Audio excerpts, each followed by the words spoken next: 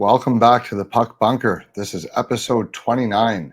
I am Rocco Zappia, joined as always by my co-host, the man single-handedly responsible for the Atlanta Thrashers moving back to Winnipeg, Aaron Boyce. How you doing? I don't think I'm responsible for that one, but I am wearing a team that moved right here. So there you go. Aaron Boyce is the original True North. Nobody knows, though. Team Blue. Team Blue. The Nordiques would be nice to have back as well, but one day.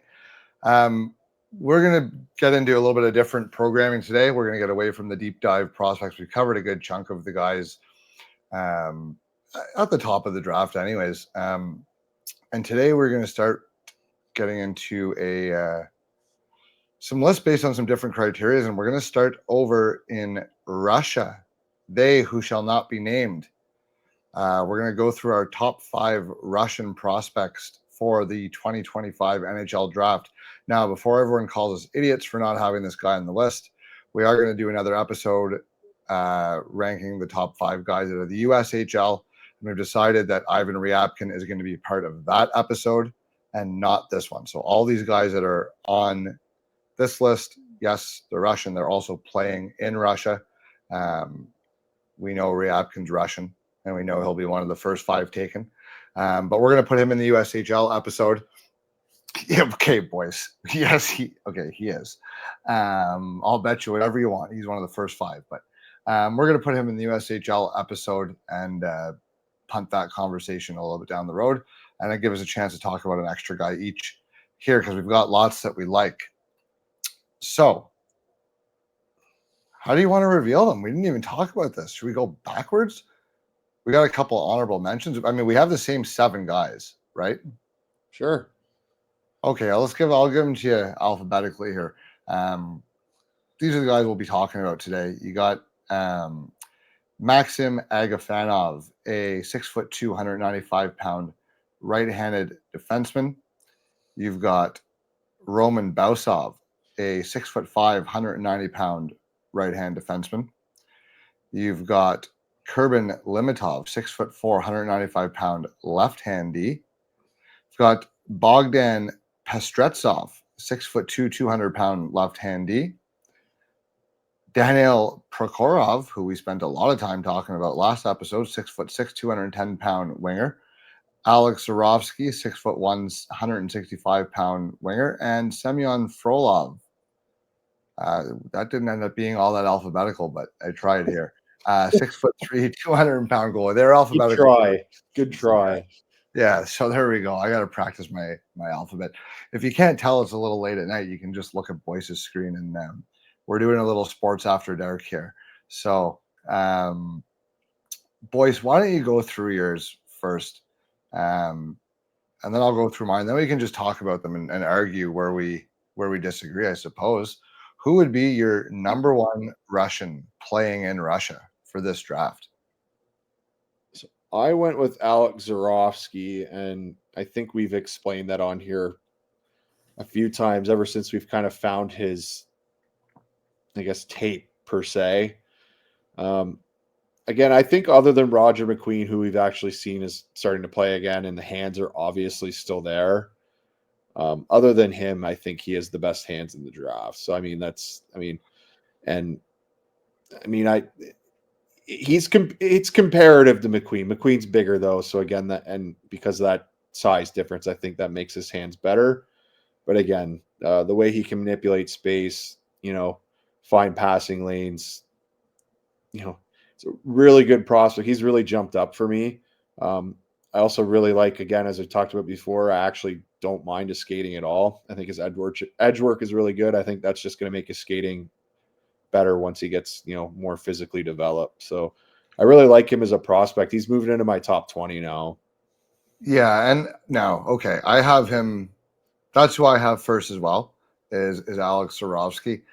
I question his skating a little bit more. I think his top speed is very average. But his edges are quite good, and his hands are as good as they get. So he makes up for it. He knows he's obviously played not being the speediest guy on the ice most of his life, and he makes up for it in other ways. But he buys himself time and space, and I don't think it's a concern. I don't think his skating is going to keep him out of the league, but I don't necessarily love it. But he is still my number one guy now. Do I have him in my top 20? I don't think I do. I don't think I have him in my top 20. And I don't think he's going to go in the top 20 if for no other reason than where he comes from, which is fair or not. That's just maybe how it is. But I have him in the 20s. I have him as a first rounder still, and he was my number one out of this grouping for sure. I don't see how you don't take him in the first round. Like the skill set there is just it's Nikita Kucherov didn't go in the first round. Well, that's and it was a mistake. So like, I mean, yeah, fair enough. It's like, fair. So, I mean, look, there's some guys again we've talked about that, you know, at least in our last rankings, they're kind of the end of the 20s. Again, I'm not saying that they're the guys I would, you know, take out of there, but there's some guys with some consistency issues we've talked about. I mean, there's no reason that Zharovsky can't be talked about amongst those guys at all. I don't think that's outrageous at all. I think he deserves to be in that discussion, especially with his play the last 2-3 months. I get it's in Russia, but he's doing stuff every game where he is far and away the best player on the ice. And I don't think it's relatively close. Yeah, I mean, he is a first rounder for me, and talent-wise alone, no doubt about that. And I have him in my first round despite, where he's playing. That's not something that he can control, but he's been very, very impressive. He's been very, very impressive every time we've watched him. And he has room to get like stronger. Like he's not fully developed yet in terms of his weight. Like he can gain another 25 pounds. And you talk about his skating. He's only 165 pounds. You talk about his skating, like he's got good edge work. I mean, that can lead to. There's evidence there where that his skating could actually become an asset. Like I'm not as worried about it as you because other parts of his skating are quite good. I'm not worried. I'm not worried about it, but it's not a strength. His edge work's a strength, though. Yeah, that is like that. That's half his skating. Yeah, his straightaway speed's average though for now. Yeah, I agree. It can improve. There's some guys I'm a little more worried about it improving. I'm not as worried when you see part of his skating game is already really good. Yeah, not as worried about it moving forward, especially when you have room to get stronger. Oh, that's fair. I think I really like him. He moves pretty smart around the ice too. You don't have to be as fast when you're moving pretty efficiently. Even his habits aren't bad. Like, I mean, he does some good things. He goes to net, score a lot. Like, he's not bad defensively. I mean, he needs to improve a bit, but he's definitely not a hole. No, and I like that he gets to the middle of the ice too. He's not a perimeter offensive player. He'll go right to the net, score, and he's really good at finding loose pucks around the net. That again is a very high quality skill that he has. He goes to areas where the puck seems to just find him around the net. Not many, like again, I'm not comparing him to the player, but a guy like John Tavares, great at that. He scores a ton of goals just being in the right spot because he knows where the rebound's going all the time. So there's a similar skill, that type of skill there. We'll see how that translates moving forward, but it looks quite good, as of right now. The thing with all these guys that we're gonna say too, though, it is kind of disappointing. We haven't been able to see them in international play, which would have made this ranking a lot easier. So, well, they played against Belarus a couple games, but yeah, well, there you go. They played. I mean, they dust up the U18 team, but then they'll play against the Belarus U20 team, and they're pretty close games. Yeah. Alexander Zharovsky are mutually agreed upon number one Russian for the 2025 NHL draft playing in Russia.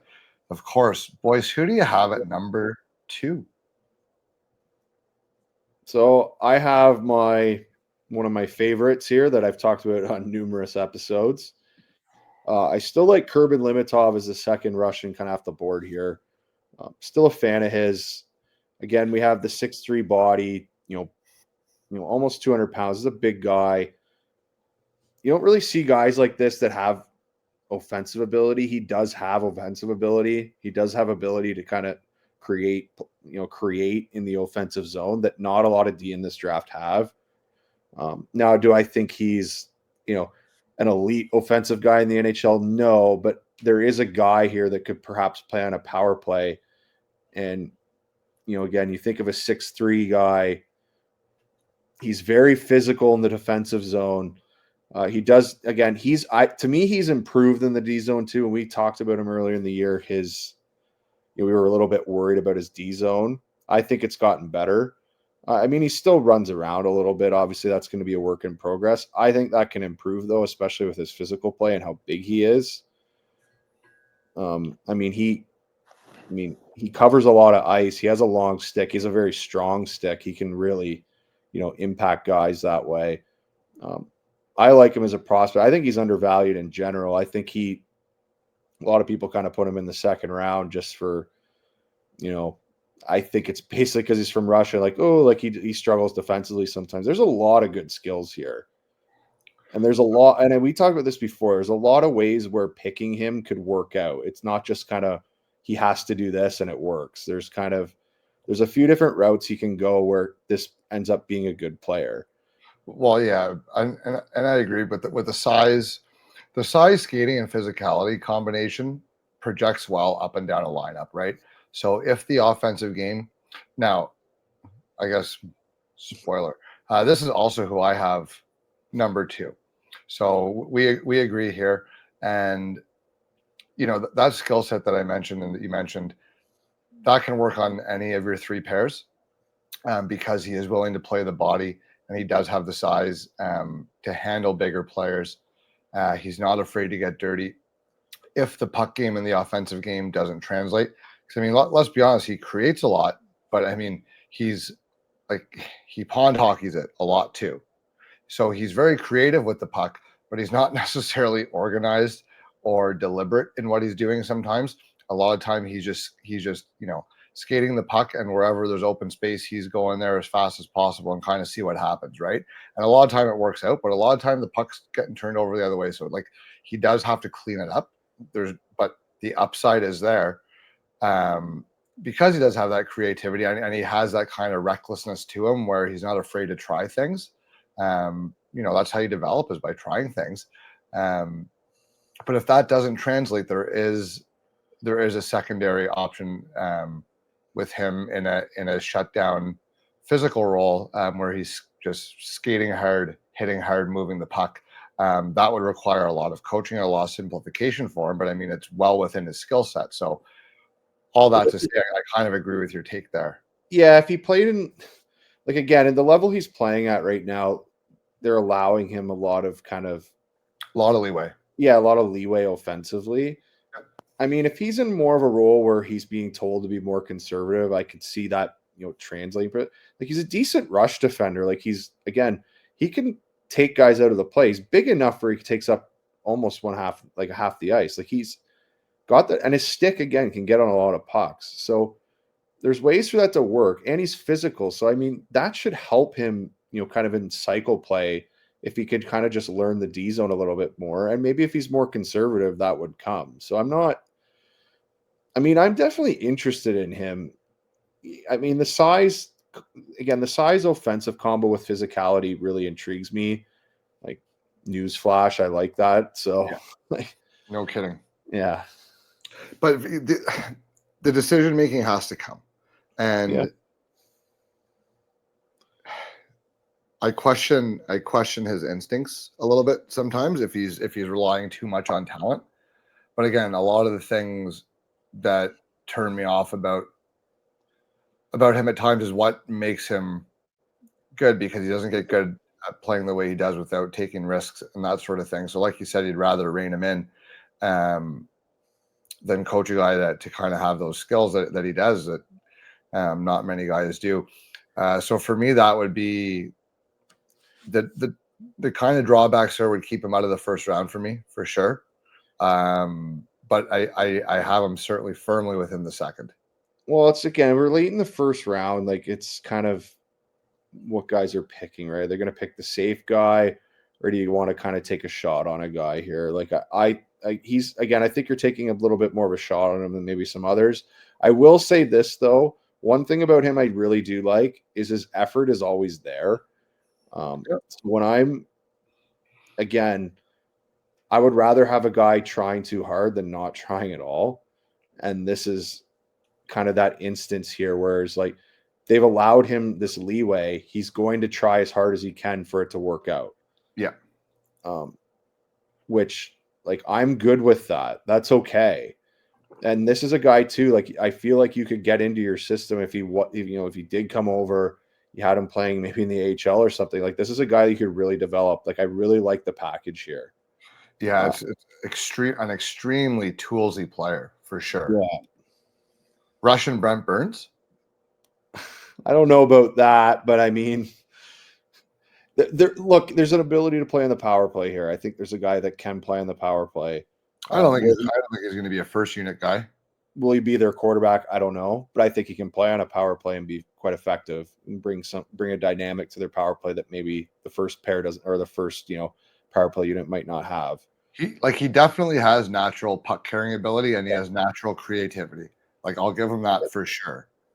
So I could see a world where he fits in on your second unit somehow. He's going to rein it in, and again, and I've said before, I watched him a couple times, since Christmas, and he's looked better. Like, I mean, it's the D zone's been a little bit better. He's had some flashes where he's looked great. I mean, one of the games I watched, the third period, he was awesome. So you can see flashes where he's like a great defender. It's just you don't see it the whole game. Like, that's just kind of the issue you have right now. Yeah. No, I completely agree. But it's there. It is there. It's there somewhere. The tools are definitely there. There's no doubt about that. And that's got Kurban Limatov at number 2 for both of us here. We're doing well so far, boys. Great minds think alike. Who do you have at number 3? Bogdan Pestretsov is my guy here. I can't even say his name. But this guy is another towering defenseman. So again, another guy who plays in Russia. I'm going to say the name of the team here. Krasnaya Armia Moskova. So he plays in the MHL. He's 6'3", 200 pounds, left-hand shot D. I really like this guy. I think does a lot of things well. He's a very good skater for a 6'3" guy. Now he is a left-hand shot, but again, we're talking about a 6'3" guy who can skate, who can move really well. I think he's a solid, really, really solid rush defender. He has a really good stick, and he's very physical. Like, he hits guys. He gets into battles. He's like, everything that he does. Again, I've watched him multiple times, and he just plays a solid game every time. Now he's a little more developed than maybe some other guys, being 200 pounds. But I mean, I don't see a gigantic flaw here other than maybe he's not that offensive. But I mean, you can be kind of a shutdown. You can be a shutdown guy if you're 6'3" and physical. So I mean, I think he's completely undervalued. I think a lot of guys have kind of ignored him. I like him better than maybe some of the other Russian prospects that have kind of been bandied about by a lot of the other services. This guy's good. Like, he's a good player. He is very good. And okay, so that's Bogdan Pestretsov. So you have him 3rd. Yeah. I have him as an honorable mention. I have him 7th out of Russia, which now even 7th is still higher than most, because I do agree with you. He's been massively overlooked, and he's honestly not ranked by 59th in European skaters. He's not ranked by fucking anybody. And the only thing that I'll say about him, because I agree with you, he's very strong defensively. He's a good skater. He moves the puck fine. My thing with him is, what's the upside? Because, like, he's 6'2", he's already 200 pounds, so he's not getting much bigger. Maybe 10 pounds. 6'3". Okay. Okay, sure. 6'3", 6'3". Yeah, that's fine. But he's already over 200 pounds, so he's not going to get much bigger. I don't know how much runway there is to improve. I think he's a little closer to a finished product than some of the other guys. And I've got nothing bad to say about him, but it's just kind of ho-hum for me. I just don't know what the upside is other than a 3rd pairing guy. And if I'm in the 2nd round, like I'm hoping to get either a for sure bottom pair guy or a little more upside. So what I'm going to say with him, I don't think it's just bottom pair upside because he can skate and he can handle the puck well. Like he handles the puck decently well again for a bigger guy, and he can make, like, again, really good short passer, really good at making those type of plays. He would be a really good insulator for a high end defenseman because he can keep up with them. So I think his upside might actually be, again, I don't think it's an offensive guy, but I think there's more upside here moving up the lineup as kind of the insulator. I do see, again, this is a guy that would really benefit if you would see him playing against his age group internationally. Like this is the type of guy that would really benefit because I think he would look really good, in my opinion. Yeah, and I agree. I just for me, he's a classic guy of solid but unspectacular.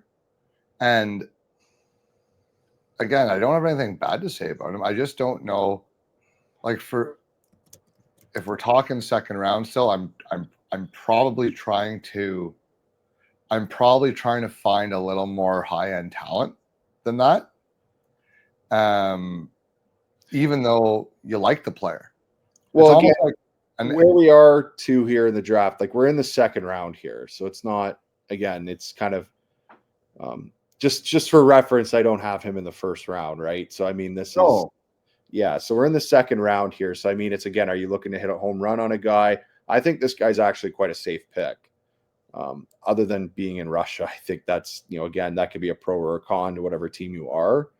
But in terms of a player, like this looks, again, like a very, very good floor. I've talked about some other defensemen, maybe in the same area I have, is like, again, David Bedkowski, again, no right shot. He's a little bit bigger. This guy's a better skater. Like this guy does a lot of things better than him. Just not quite as big. So again, I don't think he's as mean either.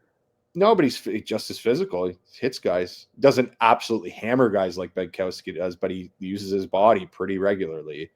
He's really hard to play against.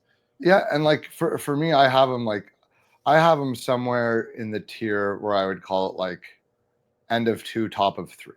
I'd be very happy to take him.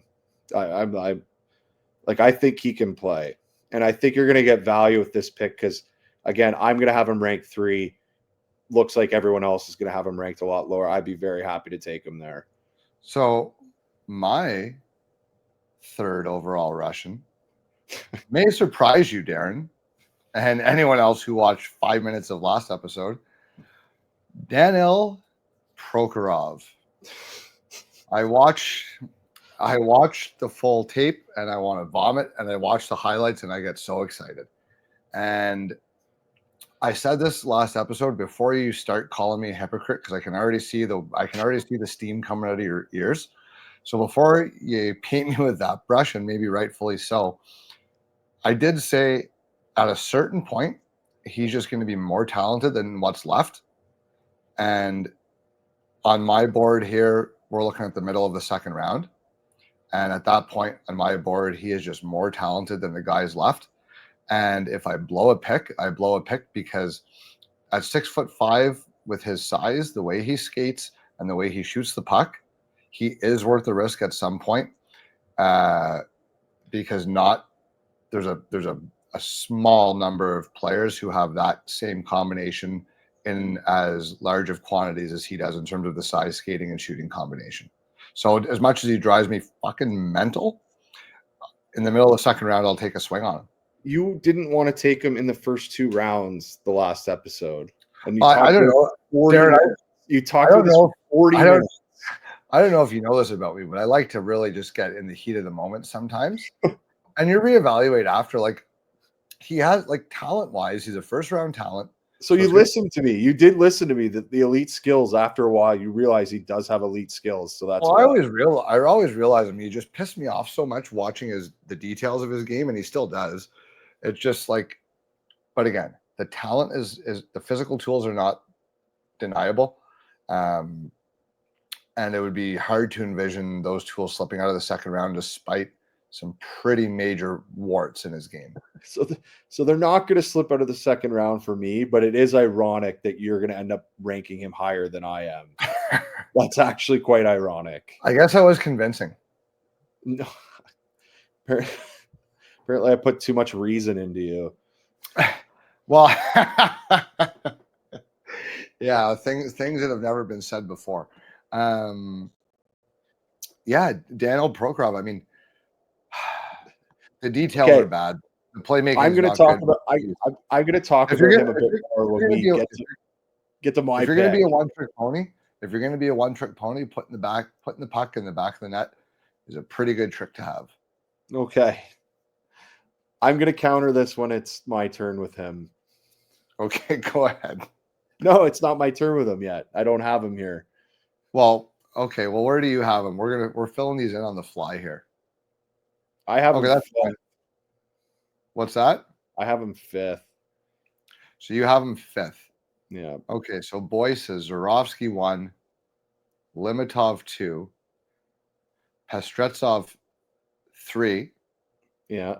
Prokhorov 5, Yeah. and I've got Zharovsky 1, Limatov 2, Prokhorov 3, Pestretsov 7. Okay, who do you have fourth? So I have Semyon Frolov fourth. And the reason here, I think, in my opinion, there's two goalies in this draft that actually have starter upside. I think it's him and Ravensburgen. They're the two guys that do have legitimate NHL starter upside. Whether they hit that's a completely different story. I don't think either of them are really first round talents per se. But the reason I like Frolov is because he's a big body, 6'3", and he moves extremely well. He's very quick for his size. And I've seen games this year when when he's on, his rebound control is good, his angles are good. Like, he gives nothing up. And even with he can come out and challenge shooters and get across real quickly. His only issue right now is he's a little too active in the net, which we've seen with young guys before. So, I mean, Askarov's a really good example of that. Really prime athlete, just moved around too much when he was younger, in my opinion. Anyway, he was just a little too active at times, not really, just letting the play come to him at times. I think this can play because I think you can rein him in, and a goalie coach will really like him. He has a .920 save percentage in the NHL this year. He's still really good. Games I've seen, again, I think there's a lot here. Now, again, I think, to me, he would be my number one goalie off the board. I like that upside better than Ravensburgen just a little bit. I think Ravensburgen isn't the athlete of him. He is a little bit bigger, though, Ravensburgen. But Ravensburgen plays a lot further back in his net, whereas Frolov can really come out and challenge, and he's fast enough that he can, at least to me, I think that can translate at pro just a little bit better. So I'm a fan of him. But again, we're going to be in the second round here. That's where these goalies are going to start to go. So if I think he's the number one goalie off the board, I mean, that's probably where he should be going. Yeah, and that's fair, and that's also who I have fourth on my list is Semyon Frolov, 6'3" goalie. A lot of physical tools. I found. Yeah. I find he's very explosive. He's very athletic. Dude, it's the Russian goalie factory. They pump them out. They just pump out goalies year after year.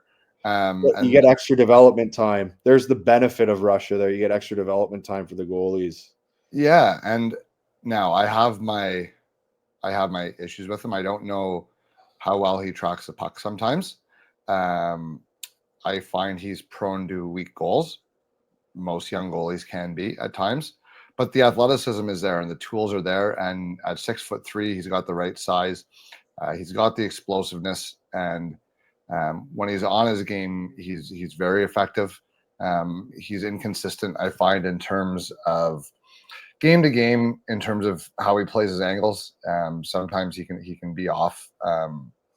He just had a pretty rough stretch here the last few games where he didn't look good for a few games in a row. But you've seen him look really good, and a goalie 7 years away from playing when you draft him. He's really good for a lot of stretches of the season, though. So yeah, and just to keep in mind, between now and the time he gets to the NHL, same amount of development time as he's had since he was 10 years old till now. Yeah. Right.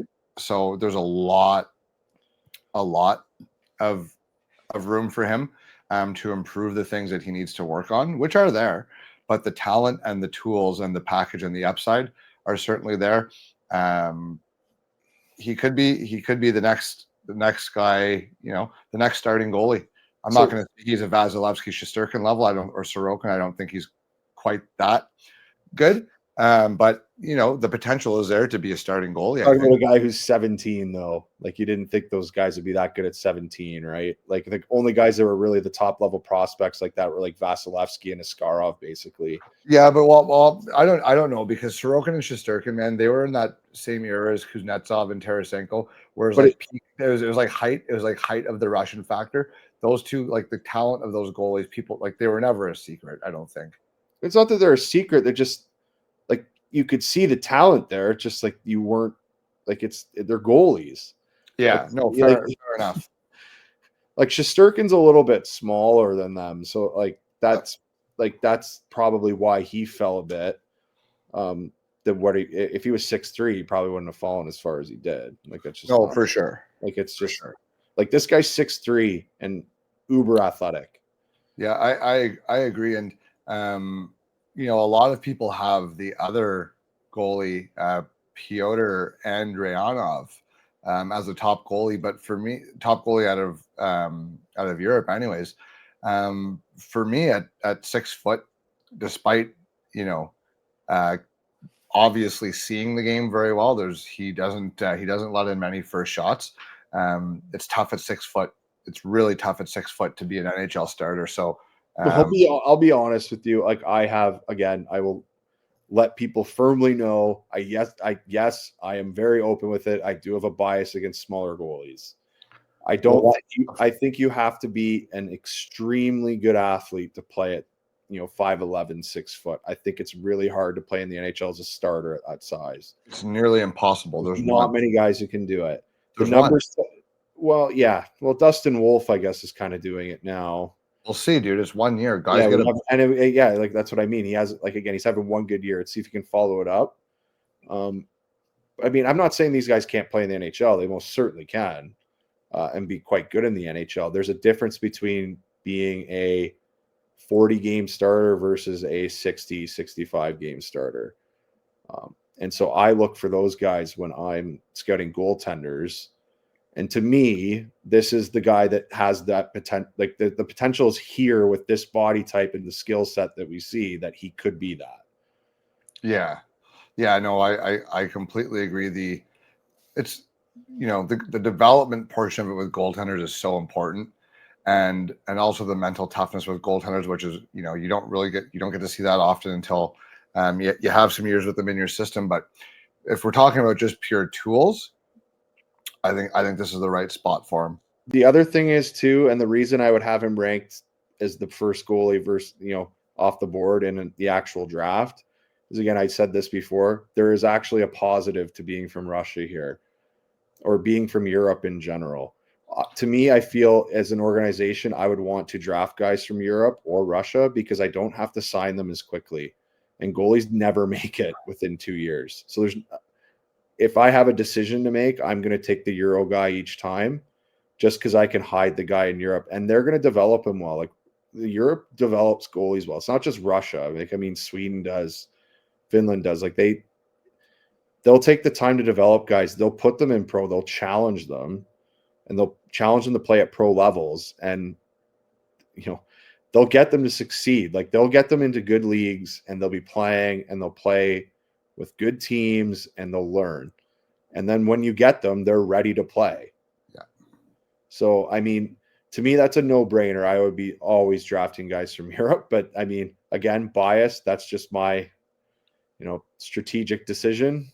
Doesn't mean I'm right, but that's just, kind of the thought process I would have there. No, and fair enough. But both of our number one goalie out of Russia, that's Semyon Frolov, 6'3", very athletic goaltending prospect. Boys, we already covered your number 5, Daniil Prokhorov, because I had him 3rd. So that mystery is out of the box already. My 5th overall is a defenseman, right-hand defenseman, Roman Bausov, 6'5", 190-pound string bean, who I think has shown a lot of progress and a lot of growth, quite literally, over the course of the year. He was listed coming into the season at 6'3", 165 pounds. He's now listed at 6'5", 190. So it's 2 inches of growth and 25 pounds. Now, how accurate these height and weight measurements? I mean, you take coming out of Russia, you don't know. No, and like, I mean, fuck, you take a big dump and it's 4 or 5 pounds on the scale, you know? So like these could be off a little bit, but the point is he's gotten bigger throughout the season. And I think his play he's gotten more confident. He's gotten a little more stable. Really big, obviously. He moves really well. He's quite a fluid skater for a kid who's obviously still growing. And I think he has a quietly effective puck game. He's raw. He's very, very raw. He needs some coaching. He needs to be a little more not aggressive, but confident, I guess, in his decision making. He can hesitate at times. But the issues that I have with him, I feel, are coachable. 6'5" who can really skate and move the puck. It's hard to overlook that, especially because he's literally put on a couple inches and 20 pounds throughout the season this year. So to me, that says he's early in his development path, which means if you work with him in the right ways, there could be some significant upside as a good two-way player. So I battled putting him over Prokhorov, like I really did. At 5? Yeah. Again, this is a very raw player. But I mean, you look at the size here. He's a right-hand shot. He's 6'5". I don't think he skates badly, but he doesn't skate great yet. He kind of lacks strength in his skating. But again, he's just grown. So I think his skating is good. I think he's very fluid. Well, again, I think there's just room for it to get better because he will grow. Like he's growing into his body. Like he's still he's a nice looking skater. Yeah, he's okay. But he breaks down. He breaks down when he's tired. He lacks some strength in his stride. Yeah. Like and he doesn't get started quickly. But again, those are things that could come where he's physically gets stronger. Like he's grown 3 inches this year. Like it's not like he's growing into his body. He's kind of a draft right now. Let's just say that. He's just a little bit uncoordinated because he's grown. But there's good skills here. I mean, one thing I noticed, his defensive stick is elite. Like he gets his stick on everything. Even if he gets caught behind the play, which can happen sometimes, he can actually make up a lot of space just with his stick. So I mean, that skill's there. I would like him to be more physical. He's not yet. No, he's not. But he's not even 200 pounds, and he's 6'5". Well, yeah, but then there's instances where guys just run into him and like bounce off of him. So I think I don't know if we're ever going to find a guy again who's going to be physically intimidating. Those are the players I really like. I mean, I like those type of guys. But again, we're talking about a 6'5" guy, moves the puck fine. I mean, I don't think he's an offensive defenseman, but he moves the puck well enough. Moves the puck fine. I think he can be a decent first pass guy. Yeah, but with his stick, like he could be one of the best rush defenders in the NHL then. Like if I think his stick is again, we're talking about elite skill. I think that is an elite skill. I think he will have elite rush defensibility. So if I think he's that, now, how did you find him cycling? I mean, it's not as great, but just not. I found just not quite as polished. Like he had good instincts on the rush because he knows how to use his size. He's hesitant. Yes, he's just hesitant. Like he's not. Just needs to be a little more assertive. So the reason that I liked, I got to say his name again, Pestretsov, is because when he was. we keep laughing because we've been having a time all day long. We've texted this guy's name spelled 30 different ways. I'm like, oh my God, shades of Don Cherry coming out in these text messages. Oliver Lawson Tossum reference coming up, but the reason I like him is because when the puck got into the zone as a cycle defender, he could end the cycle because he would just go physically manhandle the guy. Yeah. Which, like, Bausov should have the ability to do. I just haven't really seen him do it. But I can go off my scouting report and say the potential is there that he can do it. Yeah, he's going to play, he needs to put on a 30 to 40 pounds. Well, he can at 40 pounds a lot, but like 30 is probably like 25. Like that's probably doable. Well, but I mean, whatever.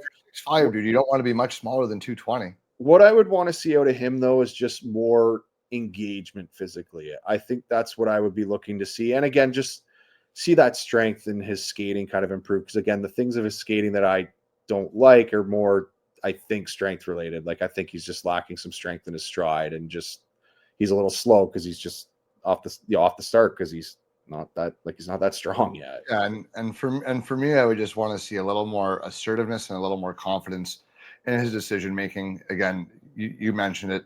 He can hesitate when it comes time to make a quick decision sometimes.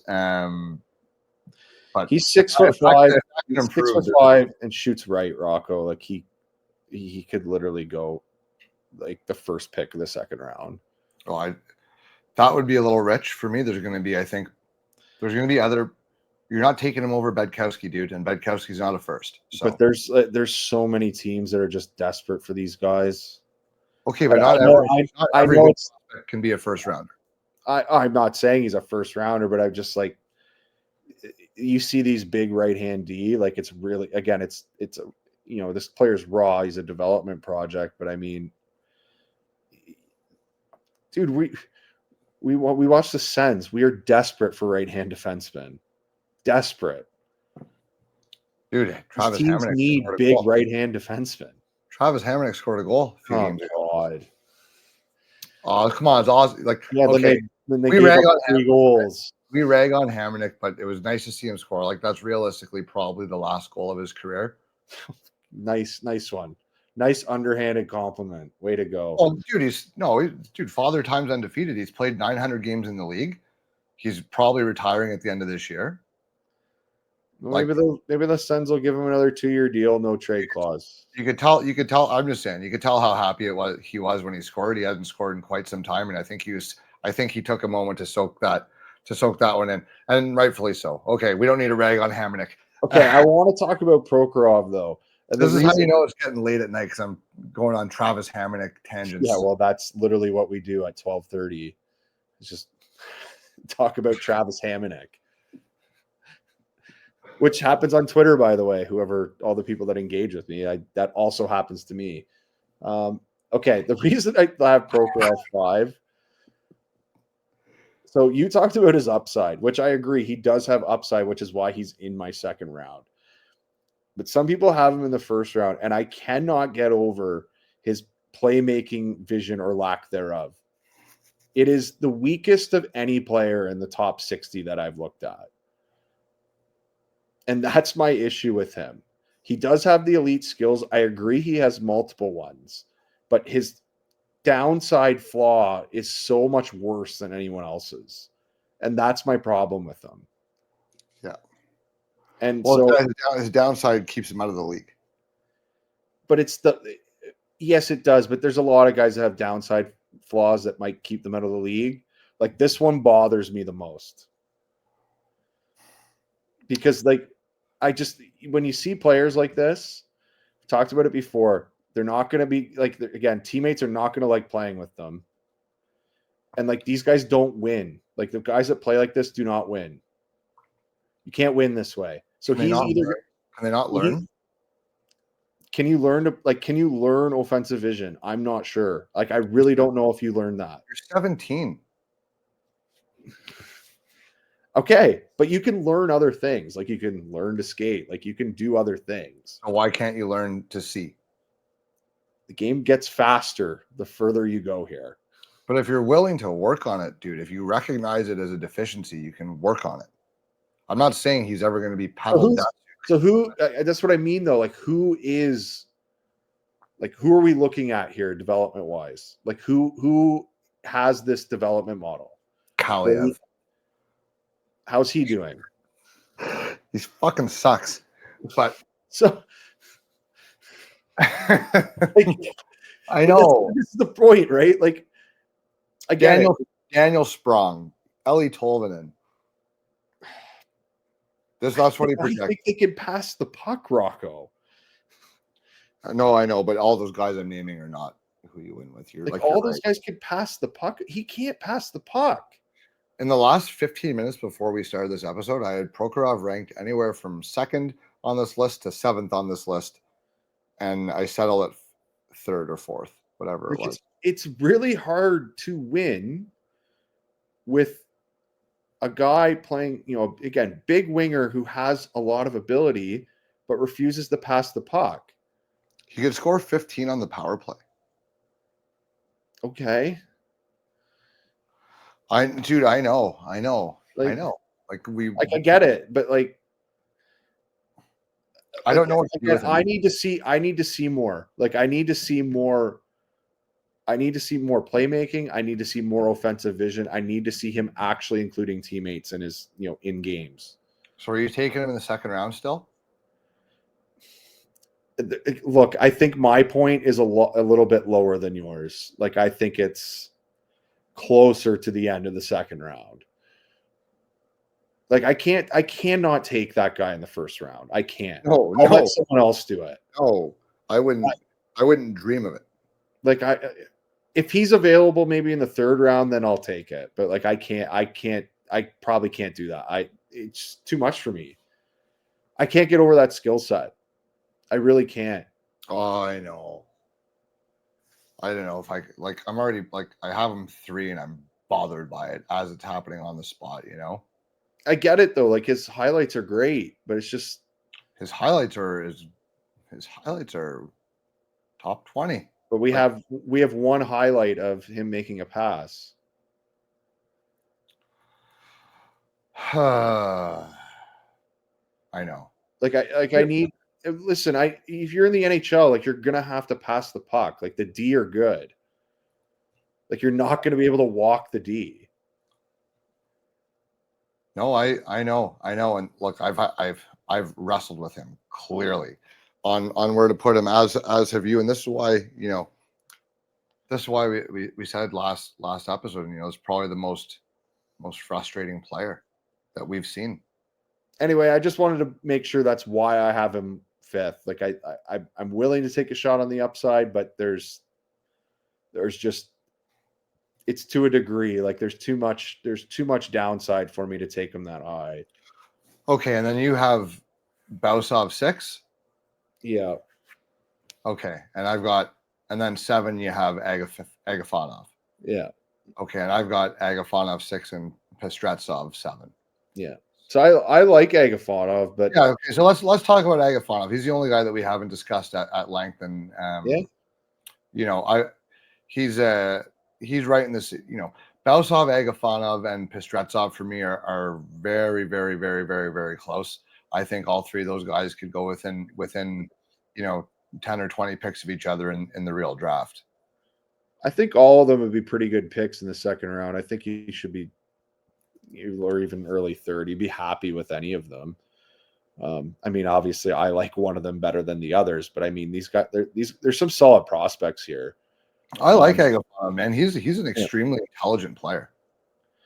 Yeah, he does not make a lot of mistakes out there. No, he doesn't. I just think he's a little bit again, he's 6'2". He's just kind of, I would like him to be a little bit bigger, so he's a little bit smaller than the other guys. That's just, kind of the difference. His skating's a little bit meh. It's not bad, but it's not great. He's the same size as Pestretsov, by the way. No, he's an inch shorter, and he doesn't play as big. But he's not small, dude. Like, his size. I'm not saying he's small. That was just the reasoning for Bausov being ahead of him. Like, Bausov's 6'5". So to me that's a better process. I just think I like the way Pestretsov plays. I like the way he plays more. Okay, I think the way he plays translates more to the NHL game. I think the way he plays can translate to being a winning player or being on a winning team later in the playoffs. I think that translates better. Being willing to throw your body around, having good, being a good skater and can make a good first pass. That's literally what I want out of a playoff defenseman. Hard to play against, doesn't make mistakes. No, that's very fair. Which, by the way, Agafonov doesn't make mistakes. He is actually quite good. He's very solid. Very smart. He's just unexciting. And I would like his skating to be a little bit better. That does need to improve. But I mean, he does a lot of good things out there. You put him on the ice, you're going to get a good shift. He's not going to make the wrong read very often. He's either going to make a good pass, and if he doesn't have anything, he's going to chip it off the boards or flip it out. Yeah, to me, he's better suited, towards the end of the second or maybe outside the second. I just don't see the same thing with Pestretsov. I don't see a ton of upside here. I feel like what you see is what you get with both those guys. And that's why I had those two as my 6-7. The other 5 guys, I think, all have some degree, a higher degree of developmental runway ahead of them than Agafonov and Pestretsov. I think those 2 guys, if they make the league, it's going to be as solid but unexciting players. And for me, I'm happy to take those guys. I would just prefer it to be, the second round. There is still the potential to get an impact player more so than later on. Later on, I think if you can get a player, you're thrilled. And I think these 2 guys can be players, but I don't know how exciting they're ever going to be. I don't think they'll necessarily be more than effective depth pieces, and that's not a bad thing. It's just not what I would necessarily want with a pick in the top 50, for example. So I guess in my opinion, though, again, we talk about this with NHL defensemen. Like if you have a 6'3" defenseman that can skate and is physical and like makes simple plays, every team is looking for that at the trade deadline. Yeah. Like he's going to be in the league. If you play like that, like you're going to be in the league for 10 plus years just by doing those things. And I've said this before, like there's guys in the draft that are big bodies that are physical. And I think have, maybe they're not the best skaters, but I think they can play in the NHL because literally I think a lot of people undervalue those players because analytically they're not the most ideal looking, which by the way, like I can't even say his name. Pestretsovs. Jesus, Don. Like his Corsi numbers are fine. Like he isn't a bad, like he doesn't have bad underlying numbers. Like he can contribute offensively. I don't think he's a whole offensively. I think he's a better offensive player than Agafonov is. I think there's a little bit more there. I think there's a little bit better puck handling and his speed plays more. Now, do I think he's going to score? No, I don't. I don't think he's going to play on a power play or anything. But I mean, like, I don't know if I agree about the puck handling, but they're close. I just really like the player. I think he's horribly undervalued, so I'm trying to bring attention to him, even though I can't say his name. I might have to just post a screenshot of the word salad text messages we had today trying to get his name down. Like he's good. Like I guess what I'm saying is that people watching this, go look at him. Like he's actually good. Maybe we'll post some highlights of him. Yeah. Okay. Well, that's our, we both have the top same 7 guys. So let's call it a top 5 with some honorable mentions.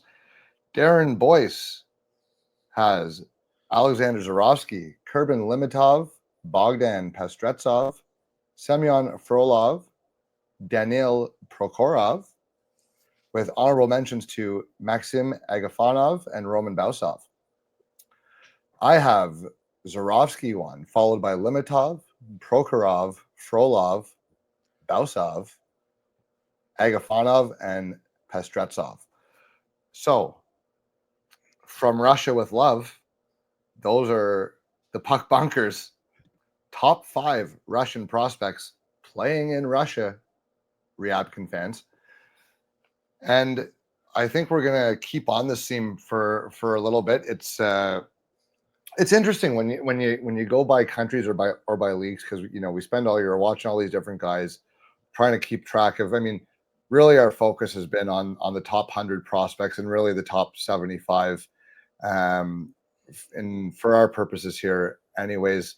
But it gives you sometimes a different vantage point when you're ranking guys. I'll rank them 20 different ways. Have them overall, have them by position, have them by league, have them by nationality.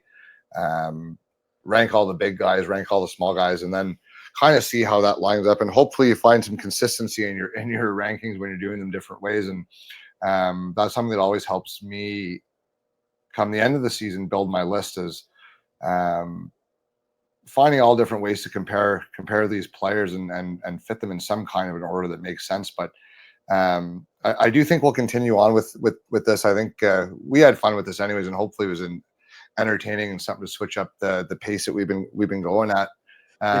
Maybe we just do an OHL skater one next time, so we get the names right. Yeah, I mean, we're gonna have to maybe get on Duolingo here and brush up on our Chechnyan. I do want to say though, Bogdan Pestretsov, I am a big fan of yours. Keep it up. Imagine Bogdan Pestretsov is watching this episode. Wouldn't that be something? Hopefully. Anyways, he's got a fan in Darren Boyce, and hey, fan in me as well. It's nothing to dislike about what he brings to the table whatsoever. Yeah. I mean, he's not the 59th ranked European skater. That's just wrong. No, that's entirely wrong. No, maybe 59th overall. Yeah, not in Europe. More appropriate. Yeah, but certainly not just out of Europe. Certainly a little overlooked at this point. I think that's a good place to wrap it up. Did we miss anyone? Do you like our list? Do you hate our lists? Are you going to retweet it as one of the worst lists in hockey? Which I love when that happens, by the way. Yes, lots of Russian experts out there. Tell us what you think, because we certainly don't know what we're talking about half the time, I'm sure. But the other half, maybe we got it right. No, I'm just kidding. Boyce knows. Boyce has never been wrong before, I don't think, anyways. Top 5 Russians, let us know. Puck Bunker, we're out of here, and we'll see you next time. Darren, thanks very much. Have a good night. We need to go to bed. Good night. Yeah.